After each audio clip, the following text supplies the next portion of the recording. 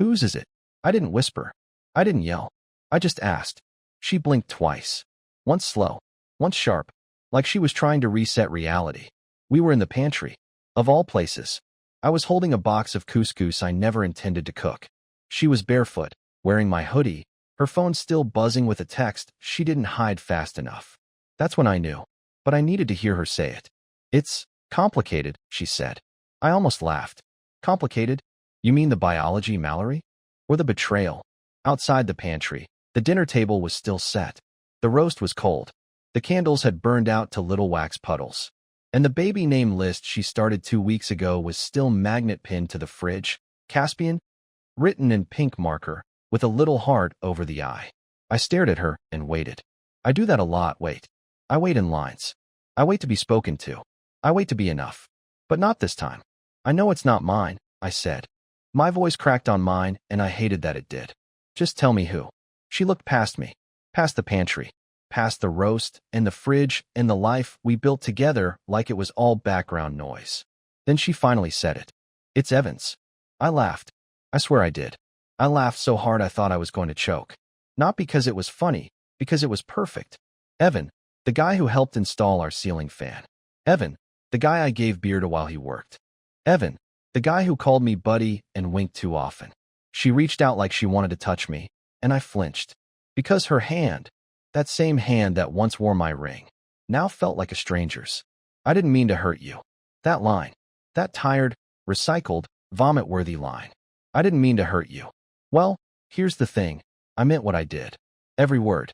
Every lie. Every single move. Because what she didn't know was that I'd been keeping something from her too. And now?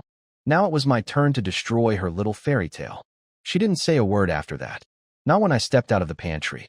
Not when I walked past the table where she had poured herself a glass of non-alcoholic wine. Because, you know, baby's safe. Not when I pulled my chair out and sat down at the head of the table like we were about to start some twisted version of Thanksgiving dinner. She stood there in the doorway, arms crossed, trying to keep her chin up, the same chin I used to kiss goodnight. The same one that trembled slightly whenever she was caught lying. You're not going to ask why, she finally said. I shook my head, calmly slicing into the cold roast with a knife that squealed too loud against the plate. I already know why. She tilted her head. Defensive. Then say it. So I did. Because he made you feel seen. She blinked hard. I saw her knees shift. She didn't expect that. But I've spent 3 years watching her eyes during arguments, decoding her silences, counting the sighs between sentences. I saw it coming. The emotional drift, the passive detachment, the sudden obsession with late-night grocery runs and solo drives to clear her head. You think I wanted this? She asked, voice cracking now. I don't care what you wanted, I replied. But what you did, that was deliberate. She walked to the fridge, opened it, stared blankly, closed it again. It was always like this with her. Open, close, avoid, repeat. What are you going to do? She asked, finally turning toward me. That's when I stood up. And for the first time in over a year, I didn't feel small. Funny you ask, I said, because I've been wondering the same thing. She looked at me like I was speaking another language. She expected rage, or begging, or tears. She didn't expect control. But the thing was, while she was out finding comfort in Evan's arms, I wasn't just sitting around wondering where I went wrong. I had been doing something she never would have guessed. Something I never thought I'd do either, until she gave me a reason. So I stepped past her, leaned toward the drawer by the microwave, and pulled out the small black envelope. The one I'd hidden under 3 expired appliance manuals. Her eyes darted to it. What's that? My heart pounded. Not from fear. From anticipation. You'll find out soon enough, I said. I'm not the only one who's been watched. And just like that, the balance shifted. Her betrayal was the storm. But mine? Mine was the lightning she never saw coming. She didn't reach for the envelope. She just stared at it like it might bite her. And honestly, I kind of hoped it would. I watched her eyes scan the outside. No label, no name, no threat. But inside was everything I had been compiling over the last 3.5 months. Photos, printouts, a timeline that started way before the pregnancy and long before Evan ever fixed our ceiling fan. You've been spying on me, she asked, slowly, voice shaky with that fragile mix of offense and guilt. I sat back down at the table and picked up my fork like we were having a polite conversation. No, I said, cool and low. I've been watching. There's a difference. Spying is desperate. Watching is preparation. She blinked, stunned by my calm. I was never this calm, never this composed. Normally, I was the guy pacing the hallway rehearsing apologies for arguments I didn't even start. But this time I was steel. You think you're clever, she hissed. No, I replied, tapping the envelope lightly. But I don't need to be clever when I have receipts. She finally took the envelope, fingers trembling just slightly. I didn't push her to open it. I didn't need her to. I already knew what was in there, and I knew it would land harder than anything I could say out loud. A receipt from that motel on Jefferson Street, the one I never told her I drove past every Thursday when I started working from home. A photo of her car parked outside room 214. A copy of the text thread I recovered from our old iPad she forgot to unlink from her iMessage account, full of half-deleted conversations with Evan. The ones where she complained that I was boring, that I lacked edge, and that she was done playing the dutiful wife. But that wasn't the worst part. No, the worst part was the voice memo she accidentally sent to the family group chat 3 weeks ago. She unsent it so fast, I almost missed it. But I had notifications on. I clicked it before it vanished. That memo? It wasn't for me. It wasn't for her sister or mom. It was for Evan. And it started with, "So he still doesn't know? God, he's so slow sometimes." I almost feel bad. Almost. She dropped the envelope on the table like it was radioactive. Her face had changed. Gone was the sharpness. Gone was the smirk. She suddenly looked small. "You've been planning this?" she said. "Not at first," I admitted. "At first, I was just trying to survive. Pretending not to notice when you turned your phone face down. Pretending not to notice when you started wearing perfume to the grocery store." She opened her mouth, but I raised a hand. For once, I was the one with control. But then I realized something. I continued. "You're not the clever one in this marriage. You're just louder." Her jaw tightened. "What do you want from me? Revenge?" I stood again, this time slower. Measured. "I don't want revenge," I said. "I want truth. And now that I have it, I think you're ready for mine." Because while she had been living a double life, I had been living a hidden one, and the secret I was about to reveal would tear apart everything she thought she understood about our life, our marriage, and me. She stood frozen, staring at me like I'd grown another head. Her lips moved, but no words came out. That alone felt like victory, because Mallory always had words. Even if they were cruel, even if they were half-truths dipped in sarcasm, she wielded words like weapons. But now, silence. I walked past her, slow, almost casual, like I wasn't carrying a truth that had been fermenting inside me for years. I opened the hallway closet, pulled out the dusty green shoebox from the top shelf, the one she had asked me to throw out 3 times because it smelled like mildew. I always told her I'd get around to it. I never did, because it wasn't filled with shoes. It was filled with pieces of a life I never let her into. Fake documents, flash drives, an old passport that didn't have the name Theo on it. At the very bottom, a phone that hadn't rung in years. Burnt orange case. Cracked screen. No fingerprint login. Only a passcode. I placed the box on the table next to the envelope. Her eyes darted between the two like she was in a nightmare she couldn't wake from. "What is this?" she finally asked, her voice barely more than a breath. I didn't answer right away. I picked up the phone and powered it on, just long enough for the screen to light up with a wallpaper of a woman she didn't recognize, smiling, standing on a beach, holding my hand. "Her name was Zoe," I said quietly. "She died before I met you." Mallory's jaw slackened. "I what?" "She was pregnant. 6 months. We were engaged. And then one night, everything stopped. Wrong place. Wrong time. A car ran a red light. I held her hand as she bled out in the back of an ambulance. I never told anyone." Her hand flew to her mouth. "I changed cities, changed jobs, changed my name. And when I met you, I told myself I could start over. Be someone normal. Someone boring, like you called me. But I never let you in. Not really. You always said I had walls. That I was emotionally distant. You were right. I was protecting what was left of me." Mallory sat down slowly, like the floor was shifting beneath her. "But I never cheated on you, Mallory," I said, stepping closer. "Not once. I wanted to tell you everything. I even wrote it out once, a letter I never gave you. But you were already slipping away, and I was too scared you'd look at me like I was broken. She blinked fast, her face pale. Theo, I didn't know. Of course you didn't. You never asked. I picked up the envelope again and slid it across the table toward her. You didn't just betray our marriage. You betrayed the only part of me I hadn't already lost. The room went still. Just the hum of the fridge. The soft creak of the house settling. She was shaking now. For the first time in years, I was the one holding the truth like a knife. I kept your secret, I said, nodding toward her belly. Now you get to live with mine. She looked like she wanted to cry. Maybe from shame, maybe from guilt, or maybe because she realized the game she thought she was winning had just turned into something she never trained for. But we weren't done. Because the secret I'd just told her, that was only the beginning. Mallory didn't cry. I thought she would. I half expected it. The tears, the apology, maybe even the trembling lip and a dramatic, I didn't know. But no. She sat there silent, clutching her stomach, her face empty except for a flicker of something I hadn't seen before. Was it fear? Was it regret? Or was it calculation? You really had another life? She finally asked, the words slow and quiet. I didn't answer. Not because I was trying to be mysterious, but because I couldn't figure out what tone she was going for. Sympathy? Jealousy? Self-preservation? You never told me about her. Or the baby. I didn't trust you, I said. And now I'm glad I didn't. She laughed then, soft, sharp. Not the sweet laugh she used with guests or her fake giggle she used in restaurants to look polite. This one was bitter, private, and ugly. So what now? She asked, eyes narrowing.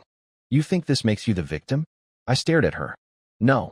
I think it makes us both monsters.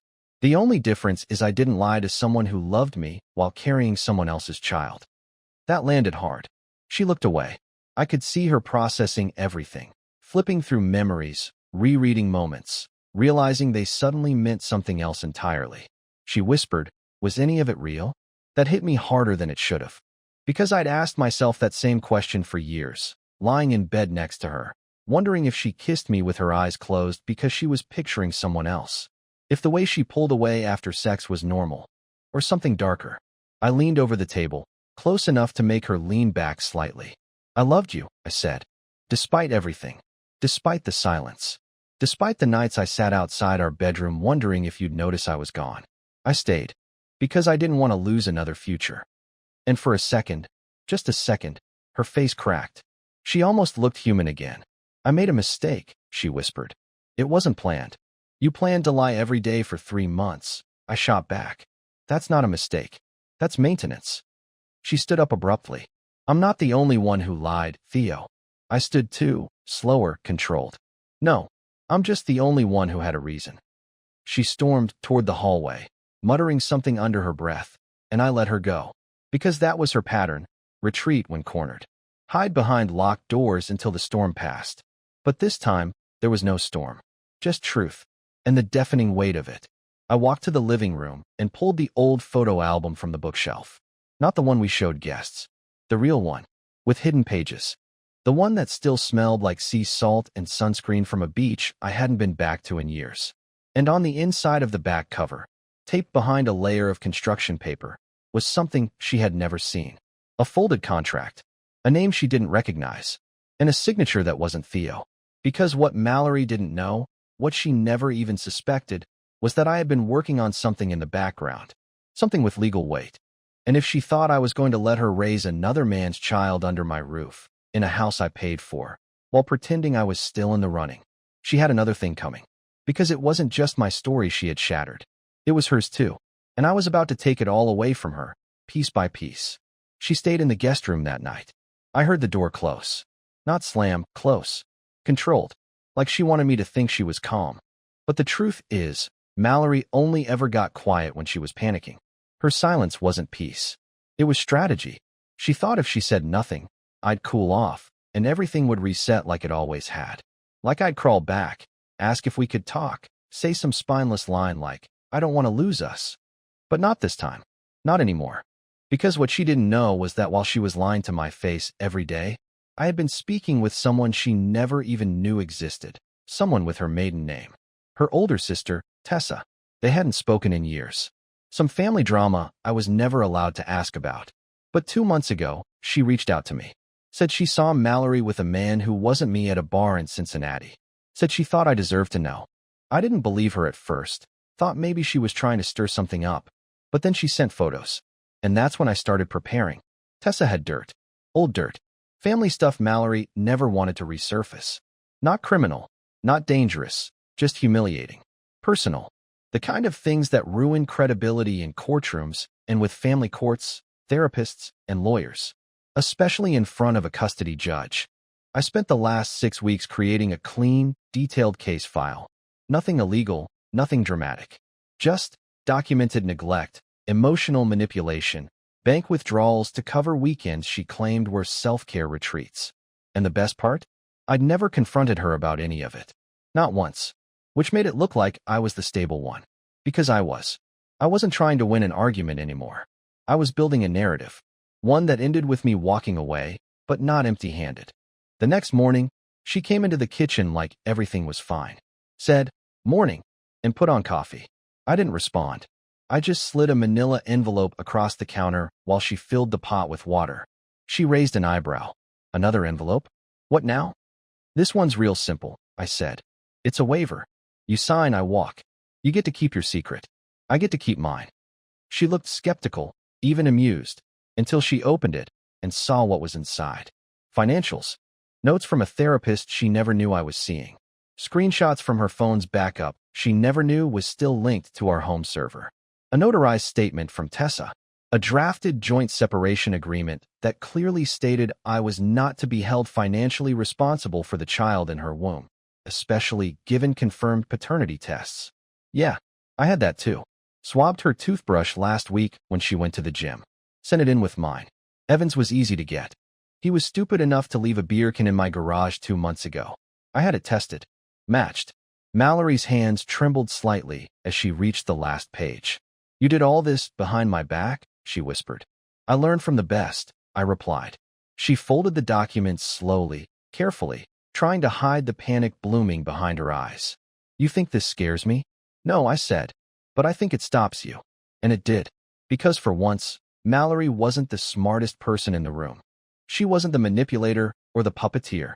She was just a woman who played too many games and forgot the quiet ones like me are always the most dangerous. I picked up my keys, slid my phone into my pocket, and walked to the door. "Where are you going?" she called after me. "To buy more envelopes," I said without turning around. "There's still more truth to deliver." And I meant it. Because she wasn't the only one with a double life. And this next one? This one had her name on it. I didn't go far that morning. She thought I left to cool off, to process, to disappear. She probably hoped I'd come back calmer, softened, ready to have a real conversation. But I wasn't interested in conversations anymore. I wasn't even interested in revenge. What I wanted was clarity, and to leave behind a version of myself that had never really existed. The one she shaped with sighs, corrections, and eye rolls. The one she trained into silence. I parked 3 blocks away, under the old maple tree near the abandoned bookstore. Sat there with the windows down, breathing in the same morning air she used to say smelled like freedom before she got bored with it. And then I waited. Waited for the email confirmation. Waited for the phone call. Waited for the final thread to snap. I had reached out to Evan the night before. Not to threaten him. Not to fight. Just to offer something. Leverage. See, Evan didn't know everything. He knew he got my wife pregnant, sure. But he didn't know about the bank records. He didn't know about the photos. He didn't know that he was being played too, just differently. Mallory had promised him things. Money. A future. A co-parenting situation without legal drama. And maybe, in his deluded handyman brain, he actually believed her.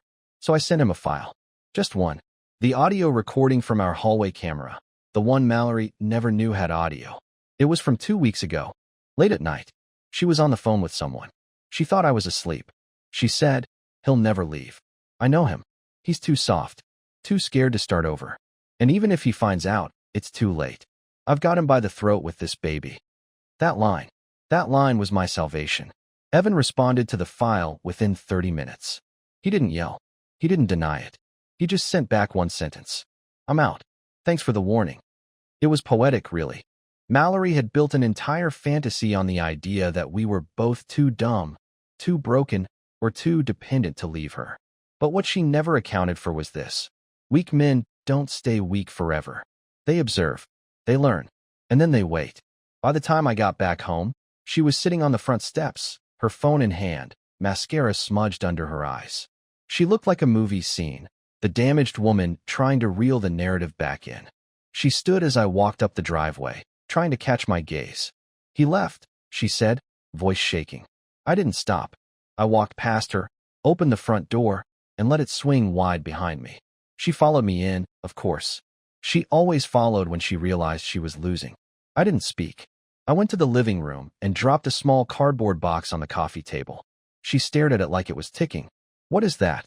I finally looked at her. "The keys. The deed. The signed paperwork. The bank transfer. Everything." "I don't understand." "You will," I said. "It's all yours now. The house. The debt. The silence." She blinked. "You're just leaving?"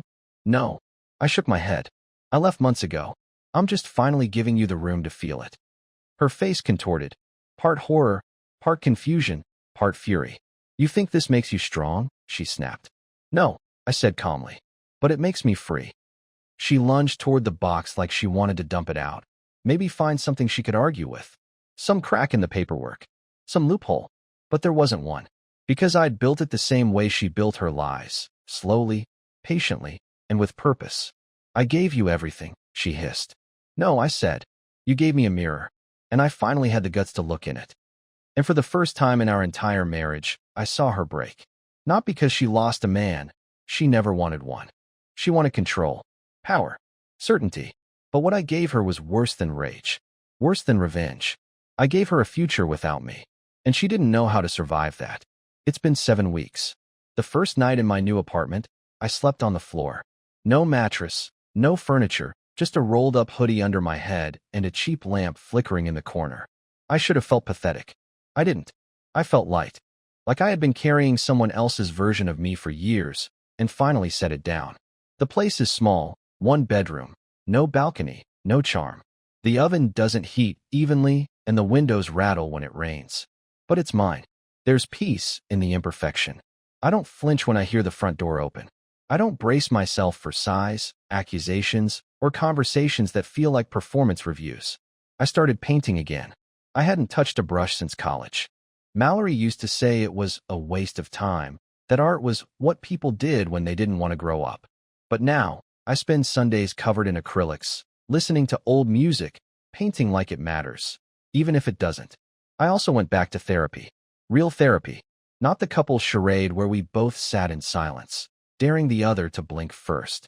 This one's just me and a guy named Jonah, who asks more questions than he answers, which turns out to be exactly what I needed. Mallory tried to contact me twice. The first time was an email with the subject line, "Can we talk like adults?" I didn't open it. The second time was a voicemail I never listened to. I didn't need to. I know how her sentences end. I've seen Evan around once, at a gas station. He nodded. I nodded back. Neither of us spoke. Honestly, I don't hate him. We were both sleepwalking through a situation we didn't understand. We both got used. But here's the part no one expects. I don't feel broken. I feel rebuilt. Quietly. Brick by brick. Not bitter. Not angry. Just awake. Last week, I met someone. Her name's Clara. She teaches literature at a high school across town. She laughs with her whole face and doesn't check her phone every 2 minutes. We met at a bookstore. I was looking for something to read that wasn't self-help for once. She saw me holding a copy of East of Eden and said, "You'll cry if you finish that." I bought it anyway. And yeah, I cried. I'm not rushing anything. Not looking for a replacement or a happy ending in a movie sense. But when she asked me what I did for fun, I didn't freeze. I said, "I paint, I walk a lot, and I'm trying to remember how to be a person." She smiled. That's the best answer I've heard all year. And for once, I believed it. Because I'm not the man she left. I'm the man I was always supposed to become after she was gone. And honestly, that feels better than revenge ever could.